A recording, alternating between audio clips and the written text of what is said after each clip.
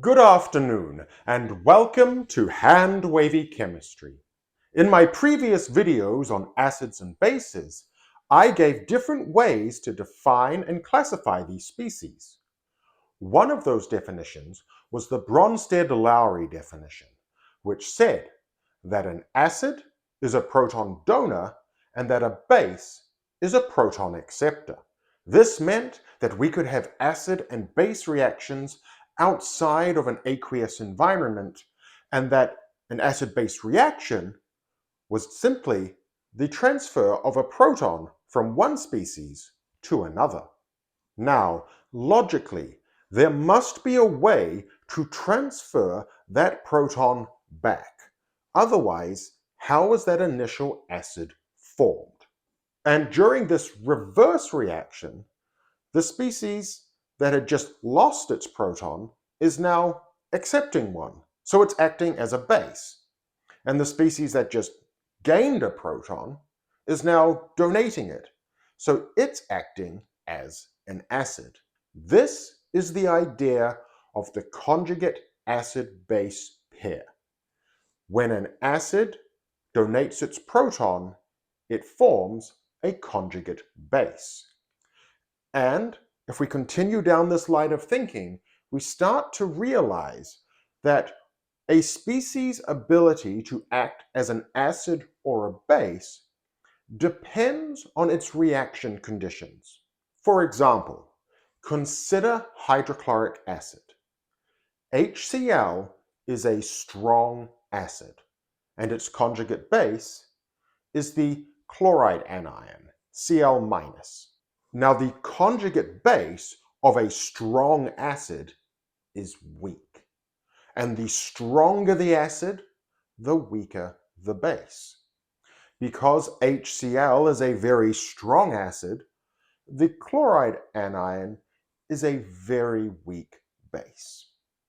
And if we were to take some sodium chloride and dissolve it in water, we wouldn't actually expect that chloride anion to pick up protons from the water.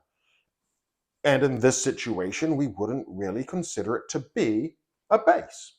However, if you take some sodium chloride and you place it in a round bottom flask and then put it in a fume hood and slowly drip concentrated sulfuric acid, that chloride anion will indeed accept a proton and form HCl gas. So in this situation, it will act as a base. So if the conjugate base of a strong acid is weak, does that mean that the conjugate base of a weak acid is strong? Unfortunately, it's not that simple. While, yes, the conjugate acid of a strong base is weak, it is also possible for both halves of a conjugate acid-base pair to be weak. A weak acid can have a weak conjugate base, and vice versa. And in this scenario, we would end up with a mixture of both the protonated and deprotonated forms. In this situation, we have an equilibrium where protons are constantly being transferred back and forth, but the actual concentrations of the different species do not change. And we can quantify this equilibrium and use it as a way to contrast and compare the relative strengths of different acids and bases. If we consider acetic acid, commonly known as vinegar, it is a weak acid with a weak conjugate base. If we were to put some acetic acid in water, it would partially deprotonate, forming its conjugate base, the acetate anion, and some hydronium ions.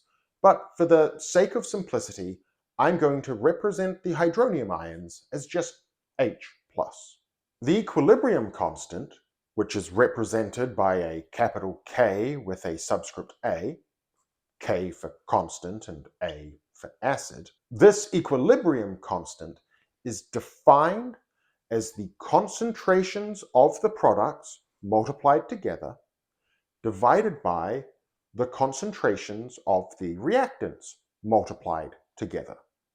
And the larger this value is, the more the equilibrium favors the products and the stronger the acid is. So in this case, Ka will be equal to the concentration of the acetate ions multiplied by the concentration of protons divided by the concentration of acetic acid. And experimentally, for acetic acid dissolved in water, we find that the value of Ka is 0.0000175.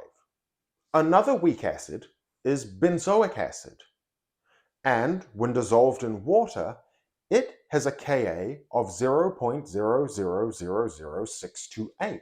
Because this value is larger than 0.0000175, we can conclude that benzoic acid is a stronger acid than acetic acid. Finally, I want to mention that it is possible for a molecule to act as both an acid and a base. We see this all the time with water. Water can act as a base, accepting a proton and forming the hydronium ion. Or water can act as an acid, donating a proton and forming the hydroxide anion. Now, an even more complex example involves phosphoric acid, H3PO4. Phosphoric acid is a weak acid. It can donate a proton, and when it does so, it will form its conjugate base, H2PO4-. However, H2PO4- can also donate a proton, and when it does so, it will form its conjugate base, HPO4 2-. And HPO4 2- can also act as an acid and donate a proton, forming its conjugate base, the phosphate anion, PO4 3-. And just as we did for acetic acid and benzoic acid, we can determine a Ka value for each of these acids. And here they are.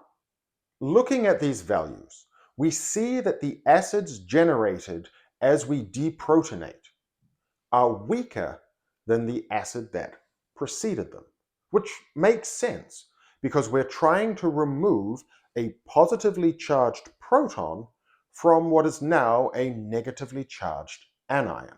You'll also notice that the values for Ka here vary wildly.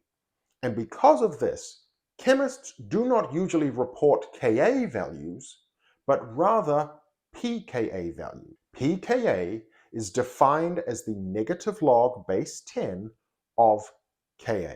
So we can perform that operation and transform all of these Ka values into pKa values, which kind of condenses the range of values that we see. Unfortunately, because of the way that we calculate pKa, the larger value is no longer the stronger acid. Instead, it is the smaller or more negative value that represents a stronger acid.